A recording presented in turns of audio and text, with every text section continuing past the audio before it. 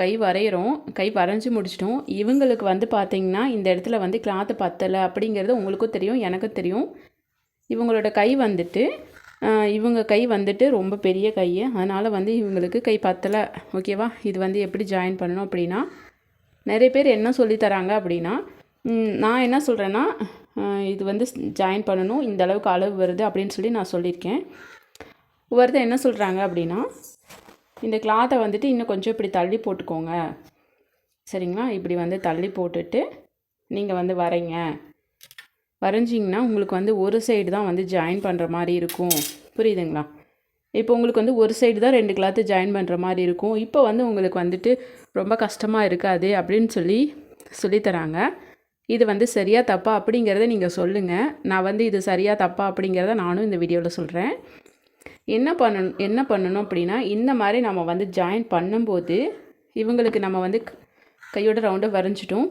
ஓகேவா? இதுக்கு வந்துட்டு நம்ம இந்த அளவுக்கு பீஸ் கட் பண்ணி ஜாயின் பண்ணிட்டோம். இவங்களுக்கு ஒரு சைடு மட்டும் கிளாத்து தேவைப்படுது அப்படின்னா, இவங்களோட கையை வந்து இப்போ நீங்கள் வச்சு பாருங்கள். புரியுதுங்களா?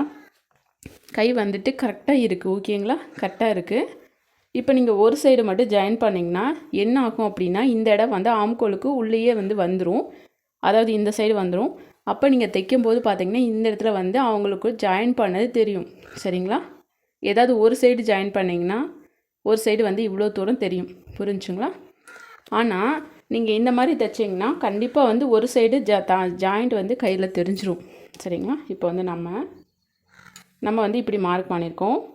இப்போ நம்ம என்ன பண்ணணும், 4 கிளாத்து வந்து ஜாயின் பண்ணணும். எவ்வளோ தேவைப்படுது நம்மளுக்கு வந்துட்டு ஒரு ஸ்கேல் அளவுக்கு தான் துணி வந்து தேவைப்படுது. ஓகேங்களா? அப்போ என்னென்னா, இந்த இடம் தான் நம்மளோட பாயிண்ட், ஆம்களோட பாயிண்ட் அப்படின்னா இந்த இடத்துல தையல் போயிடும். அவங்களுக்கு வந்து என்னாகும், இந்த இடத்துல வந்து அவங்களுக்கு தெரியறதுக்கான வாய்ப்பு கிடையாது. ஓகேங்களா? சமமாக வந்து அவங்களுக்கு பிரிஞ்சிடும். அப்போ வந்து கை வந்து அவங்களுக்கு தேவையான அளவுக்கு கிளாத் வந்து இதுக்குள்ளே கிடச்சிரும். நம்ம போடக்கூடிய ஜாயிண்ட் வந்து இந்த இடத்துக்கு போயிடும். அப்போ வந்து அவங்களுக்கு என்ன ஆகும்னா, கை வந்து தைக்கும்போது அவங்களுக்கு அந்த ஜாயிண்ட் இருக்கிறது வெளியே தெரியாது. ஓகேங்களா? நான் சொல்கிறது புரிஞ்சிச்சா? என்ன பண்ணணும் அப்படின்னா, நம்ம வந்து 4 கிளாத்து கொடுத்து தான் ஜாயின் பண்ணணுமே தவிர, இவங்களுக்கு வந்துட்டு ஒரு சைடு மட்டும் நிறைய பீஸ் கொடுத்து ஜாயின் பண்ணிக்கலாம் அப்படின்னு சொல்லி நீங்கள் பண்ணாதீங்க. கை பத்தலைன்னு தான் நம்ம வந்து ஜாயின் பண்ணுறோம். நீங்களே யோசிச்சு பாருங்கள். இந்த மாதிரி வந்து நல்ல கிளாத்தும் இருக்கும், இந்த மாதிரி வந்து பிசிறு இருக்கக்கூடிய கிளாத்தும் இருக்கும். ஓகேங்களா? இந்த மாதிரி கிளாத்துக்கு ஜாயின் பண்ணால் கூட சீக்கிரமாக பிரியாது. இந்த மாதிரி கிளாத்துக்கு நீங்கள் ஜாயின் பண்ணிங்க அப்படின்னா, அதாவது வெளியில் தெரிகிற அளவுக்கு ஜாயின் பண்ணிங்கன்னா என்ன ஆகுன்றது உங்களுக்கு நல்லாவே தெரியும். பிரிஞ்சு வந்துடும். புரியுதுங்களா? அப்போ பிரிஞ்சு வந்துருச்சுன்னா அவங்க என்ன பண்ணுவாங்க சொல்லுங்கள்? ஒன்றுமே பண்ண முடியாது. இந்த இடத்துல அவங்களுக்கு பிரிஞ்சிச்சுன்னா அவங்க எப்படி போட்டுட்டு வெளியில் போவாங்க? நீங்களே சொல்லுங்கள். போட்டுட்டு போக முடியாது இல்லையா? நம்ம தைச்சி கொடுக்குறோம், காசு வாங்கிடுறோம். அவங்களுக்கு அது யூஸ்ஃபுல்லாக இருக்கணுமா இருக்கக்கூடாதா? என்னென்னா நம்மளுக்கு எவ்வளோ கஷ்டமாயிட போகுது சொல்லுங்கள்? இந்த இடத்துல 1.5 இன்ச்சு தான் நம்ம ஜாயின் கொடுக்க போகிறோம். ஏன் 1.5 இன்ச்சு கூட நம்மள்ட்ட இந்த அளவுக்கு கிளாத் இதில் இல்லாமையாக போயிடும் சொல்லுங்கள் பார்க்கலாம்? ஒரு சின்னதாக ஜாயின் பண்ணி நம்ம வந்து ஒரே கிளாத்தை எடுத்து கூட இதில் ஜாயின் பண்ணிக்கலாம். நான் அதை தான் சொல்ல வரேன். இந்த மாதிரி ஒரே கிளாத்தை வந்து நம்ம ஜாயின் பண்ணணும் அப்படின்னு சொல்லி பண்ணாதீங்க. முடிஞ்ச அளவுக்கு 4 கிளாத்தாக ஜாயின் பண்ணிக்கோங்க. அப்புறம் என்னென்னா, இந்த மாதிரி மடித்து கை வரைஞ்சோன்னா பற்றிக்கும்ல, நீங்கள் இங்கே வரைகிறீங்க அப்படின்னு சொல்லி நிறையா வந்து பிகினர்ஸ் கேட்பாங்க. பிகினர்ஸ் வந்து ரொம்ப கேள்வி கேட்பாங்க. ஆனால் அவங்களுக்கு வந்துட்டு என்னென்னா, அனுபவம் வந்து அவங்களுக்கு பத்தாது. அதுக்குள்ளே இருக்கிற பிரச்சனை வந்து அவங்களுக்கு தெரியாது. இப்போ நமக்கு தெரியும். அதனால் வந்து நான் சொல்கிறேன் என்னென்னா, இது வந்து கோடு நேராக வரக்கூடிய ஒரு ப்ளவுஸ் தான். இதை வந்து நீங்கள் இப்படி குறுக்கு வாக்கில் வரைஞ்சிங்க அப்படின்னா இப்படி சுருங்கி போயிடும். நான் வந்து அதெல்லாம் பார்த்துருக்கேன் ஆரம்பத்துலேயே. நானும் தச்சு பழகிறப்ப அந்த மெத்தட்லாம் ஃபாலோ பண்ணியிருக்கேன். அவங்க வந்துட்டு சுருங்கி போயிடும். இவ்வளோ கை இருக்கிறவங்களுக்கு இவ்வளோ சுருங்கிடும். அயன் பண்ணாலும் அது போகாது. ஓகேங்களா? இப்படி நம்ம கட் பண்ணது வந்து நேர்கட்டி. இந்த நூல் வந்து நேராக இருக்கக்கூடிய நூல் வந்து இந்த சுருங்காது, இப்படி சுருங்காது. ஓகேங்களா? அதனால தான் நம்மளுக்கு வந்து இந்த மாதிரி இருக்குது கிளாத்து. இதுவே நீங்கள் இந்த சைடு போட்டு கட் பண்ணியிருந்தீங்கன்னா கண்டிப்பாக இப்படி சுருங்கி போயிடும். நீங்களே யோசிச்சு பாருங்கள். நம்மளை நம்பி கிளாத்து கொடுக்குறாங்க. நம்ம வந்து எந்த அளவுக்கு அவங்களுக்கு தைச்சி கொடுக்கணும் அப்படிங்கிற பாருங்கள். நமக்கு வந்து 5 நிமிஷம் ப்ராப்ளமே கிடையாது. ஓகேங்களா? நம்ம வந்து கரெக்டாக தைச்சி கொடுக்கலாம். அதை நீங்கள் மனசில் வச்சுக்கோங்க. இப்போ நம்ம இந்த மாதிரி கட் பண்ணுறது தான் கரெக்டான மெத்தடு. ப்ராப்ளம் இல்லை. 4 கிளாத்து தானே பத்தலை. அவங்களுக்கே இது வந்து தெரியும். அவங்களோட கைக்கு வந்து கிளாத்து பார்த்து அது ஜாயின் கொடுக்கணும் அப்படிங்கிறத அவங்களுக்கு நல்லாவே தெரியும். அதனால் நீங்கள் ஜாயின் பண்ணி கொடுத்துக்கோங்க. ஒன்றும் சொல்ல மாட்டாங்க.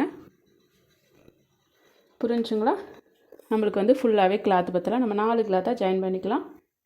ஜாயின் பண்ணோம்னாலும் தையல் வந்து ஸ்ட்ராங்காக போட்டுக்கிட்டு இந்த கிளாத்துக்கும் மேலே நீங்கள் தையல் போடணும். அந்த மாதிரி போட்டு கொடுத்தீங்கன்னா தான் அவங்களுக்கு வந்து சீக்கிரமாக பிரிஞ்சு வராது, உங்களை தேடி வருவாங்க. எப்பயுமே நீங்கள் ஒரு ப்ளவுஸ் தைச்சி கொடுத்தீங்கன்னா உடனே வந்து திருப்பி 10-20 ப்ளவுஸ் கொண்டு வந்து கொடுப்பாங்க அப்படின்னு நம்ம கன்ஃபார்மாக சொல்ல முடியாது. அந்த ஒரு ப்ளவுஸ் நல்லா இருந்தால் மட்டும்தான் நம்மளை தேடி வந்து கொடுப்பாங்க. அதை நீங்கள் மனசு வச்சுக்கோங்க. இப்போ நம்ம வந்து இதை கட் பண்ணிடலாம். நான் சொன்னது உங்களுக்கு புரிஞ்சிச்சா என்னங்கிறத கமெண்ட்டில் சொல்லுங்கள்.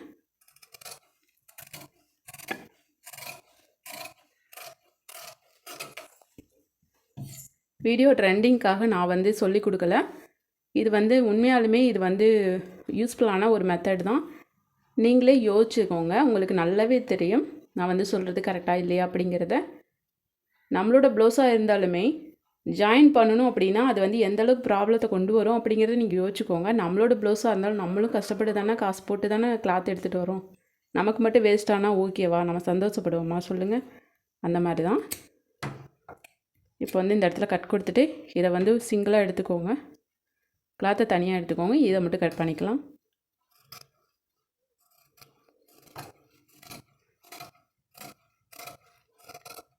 புரிஞ்சுங்களா? நான் வந்து சொன்னது இந்த இடத்துல கட் கொடுத்துருங்க.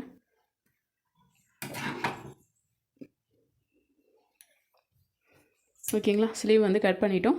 ஜாயின் பண்ணுறதுக்கு கிளாத் வந்துட்டு இந்த கிளாத்தை வந்து கட் பண்ணி ஃப்ரண்ட்டு கட் பண்ணிவிட்டு மிச்சம் இருக்கக்கூடிய கிளாத்தை வச்சு நம்ம இதை வந்து கட் பண்ணிக்கலாம். சரிங்களா? அது வரைக்கும் இது இருக்கட்டும். சரிங்களா? இப்போ வந்து நமக்கு கைக்கு கிளாத்து பத்தலை, அது வந்து ஜாயின் பண்ணுறதுக்கு எப்படி வரைகிறது அப்படிங்கிறத பாருங்கள். இந்த மாதிரி நம்மள்ட்ட கிளாத் இருக்குது, இது ஒன்று இருக்குது. நம்ம வந்து இது பத்துமா அப்படிங்கிறத செக் பண்ணி பார்க்கலாம். பத்துச்சுன்னா இதுவே நம்ம வந்து வச்சுக்கலாம். 4ஆக மடிச்சுக்கோங்க.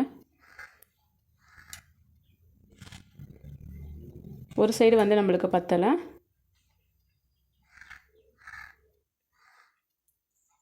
அதனால் நம்ம வந்து இந்த கிளாத்தையும் எடுத்துக்கலாம். ஓகேங்களா? இந்த லென்த்துக்கு இருக்கணும் கிளாத்து. இங்கே பாருங்கள், நான் எப்படின்னு சொல்கிறேன் பாருங்கள். தையலுக்கு கொஞ்சம் கோடு போட்டுருங்க. கோட்டுக்கு மேலே இந்த துணியை வந்து எடுத்து வச்சுக்கோங்க. இவ்வளோ, ஏன்னா தையல் பிடிப்போம், தையலுக்கு விட்டுட்டு வைங்க, ப்ராப்ளம் இல்லை. சரிங்களா? கரெக்டாக இருக்குது பார்த்தீங்களா? இது வந்து நம்ம மடிச்சடிக்கக்கூடிய தையலுக்கு விட வேண்டிய இடம். இது வந்து பார்த்திங்கன்னா நம்ம வந்து ஒரு ஸ்கில் எக்ஸ்ட்ரா விட வேண்டியது, கொஞ்சம் தள்ளியே விட்டுக்கோங்க, ப்ராப்ளம் இல்லை. சரிங்களா? இப்போ இந்த கையோட ரவுண்டு வந்து இது கூட ஜாயின் பண்ணிடுங்க. இந்த இடம் வந்து இந்த சைடு வரனால அடையாளம் போட்டுக்கோங்க. இப்போ இதை வந்து நம்ம கட் பண்ணிடலாம். புரிஞ்சுங்களா நான் வந்து சொல்லி கொடுத்தது?